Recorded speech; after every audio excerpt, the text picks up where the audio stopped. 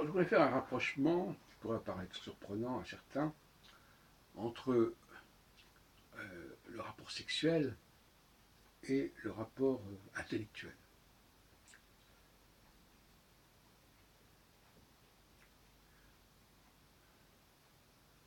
Bon, j'espère qu'on ne trouvera pas ça de mauvais goût, mais ça me paraît essentiel. Poser des questions, c'est déjà une forme de pénétration de l'autre. Celui qui me pose des questions, c'est celui qui veut me pénétrer. Et même, pour employer une expression vulgaire, qui veut me baiser.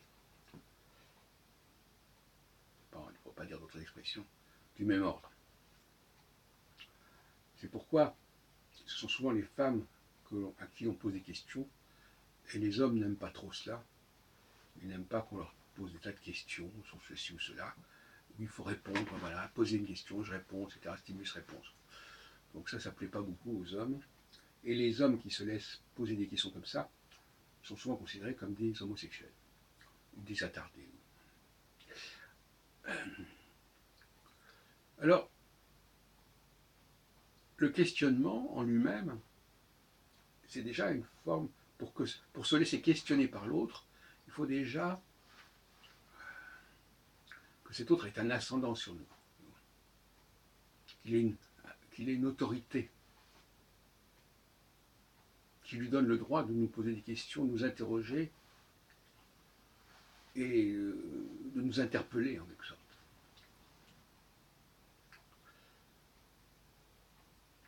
Et finalement, c'est une position qui est assez subalterne, celle de celui qui répond à des questions, qui se laisse questionner.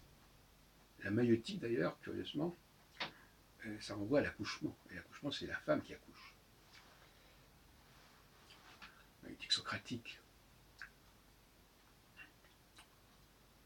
Cela dit, de la même façon qu'on peut être impuissant à pénétrer une femme, on peut être impuissant à interpeller un groupe.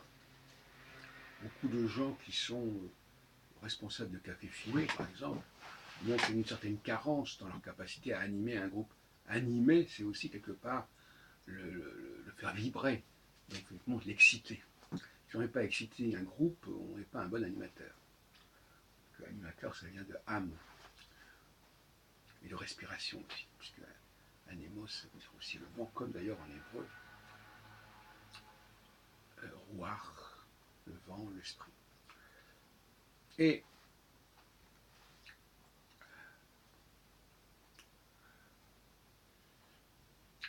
il faut une capacité particulière pour pénétrer autrui, que ce soit physiquement ou mentalement.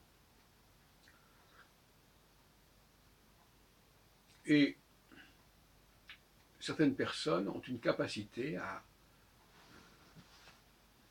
pénétrer l'autre, sexuellement aussi bien qu'intellectuellement, assez remarquable. Et c'est pour ça que je dirais que l'intellectuel a vocation à être un bon amant. Souvent on sépare les deux, mais en réalité, c'est la même intensité, la même capacité de pénétration. D'ailleurs, quand on dit un esprit pénétrant, ça veut dire quelque part quelqu'un qui pose des questions, qui interpellent, qui font réfléchir, qui vous amène éventuellement à accoucher de ce que vous avez à dire en vous-même, plus ou moins consciemment. Donc, ce sont des activités assez semblables. Celui qui sait interviewer, celui qui sait faire l'amour, celui qui sait organiser un débat, celui qui sait animer une discussion, c'est à peu près le même registre, que ce soit physiquement ou mentalement.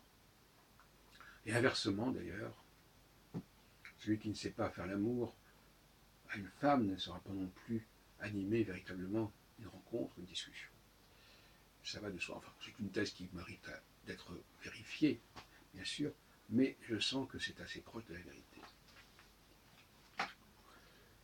Et bien entendu, lorsque les relations s'arrêtent, aussi bien physiquement que mentalement, ça peut être vécu comme un manque pour la personne qui profitait de ces pénétrations et qui n'en profitera plus pour telle et telle raison.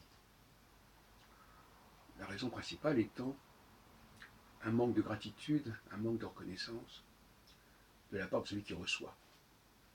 Et qui s'imagine, probablement à tort, que celui qui reçoit a autant de mérite en quelque sorte que celui qui donne, celui qui pénètre. Or, je ne crois pas du tout.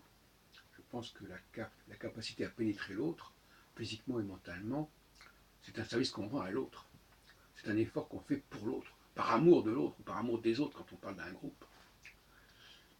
Et il ne faudrait pas mettre les choses sur le même plan. C'est un petit peu le rapport du maître à l'esclave. L'esclave qui se laisse justement diriger, qui reçoit des commandements, qui reçoit des ordres. Et ben, qu'est-ce que c'est qu'une question sinon un ordre quelque part? D'ailleurs, commander, c'est aussi demander. Je vous demande, donc je vous commande, donc je vous questionne. Je vous mets à la question. Je vous mets sur la sellette. Et donc voilà ce que je voulais dire finalement, savoir que dès que quelqu'un est capable de pénétrer autrui, dans son corps comme dans son âme en quelque sorte, eh bien on rétablit le rapport du maître à l'esclave, et c'est un rapport très fort qui peut être vécu cruellement lorsqu'il s'interrompt.